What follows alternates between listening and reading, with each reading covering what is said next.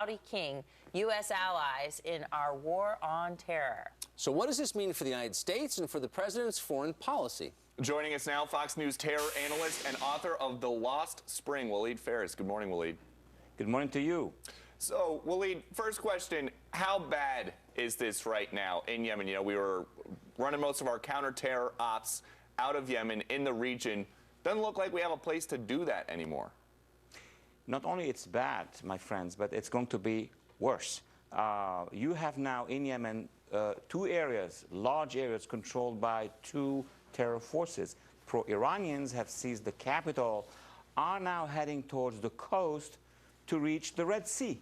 And that would give Iran a passage through the Red Sea strategic advantage. But also you have Al-Qaeda in the Arabian Peninsula that is now going to take advantage and recruit more Sunnis against these Shia extremists. So in either case, the United States has less influence and more threats are heading our way from Yemen. Walid, you've been warning the president, the Congress as well, about something like this happening for months now. But do you believe that this actually still somehow caught them off guard?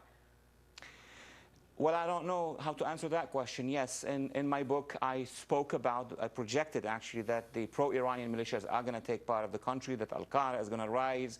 I briefed Congress, hoped that Congress would brief the administration about it, because we were learning from experts on the ground in Yemen and in the region that this is going to happen. Now, at what point in time the administration decided to act or not to act, I can see a pattern here. And wherever there is an influence of Iran, unfortunately, the Obama administration is not countering at this point in time. And to your point, Walid, we have a map where you can see how much ground really Iran has control over right now. You got Sana'a in Yemen, Baghdad in Iraq, Damascus in Syria, and Beirut in Lebanon, places that you don't necessarily think of being under the thumb of the Iranians. Absolutely. That map is excellent. You could see how many capitals in the region are under Iranian control and influence. We're fighting ISIS in Syria and Iraq, but Iran is in Iraq, is in Syria with Assad, is in Lebanon with Hezbollah, and now is in Yemen.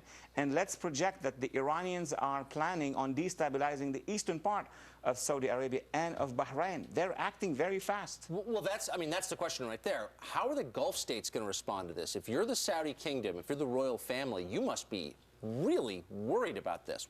How are they responding, and is that a stable government in Saudi Arabia? Well, first of all, it is a stable government in the sense that this is a monarchy. They passed on to the next king. But that's not the issue at this point in time. The issue for them is that they feel that they are surrounded by Iranian influence. To their south, you have Yemen. To their north, you have Iranian influence in Iraq. To their east, you have Iranian influence coming through Bahrain and eastern Saudi Arabia. Saudi Arabia today feels completely threatened by the Iranian pincer movements. And with this heightened chaos, what will that mean for U.S. policy? Well, first of all, the administration said that we have been successful in Yemen. Well, now we're going to have a Al-Qaeda that is 5 times the size of what it was in the beginning. Let me add one thing across the waters into Africa. Al-Qaeda in Yemen will be training, has been training, but will increase its training and support to whom? To Al-Shabaab in Somalia, just across the waters into Africa. So we are going to be dealing with a much larger network of jihadists coming from Yemen. Walid Phares, a man the White House ought to be paying close attention to. Thanks for joining us this morning.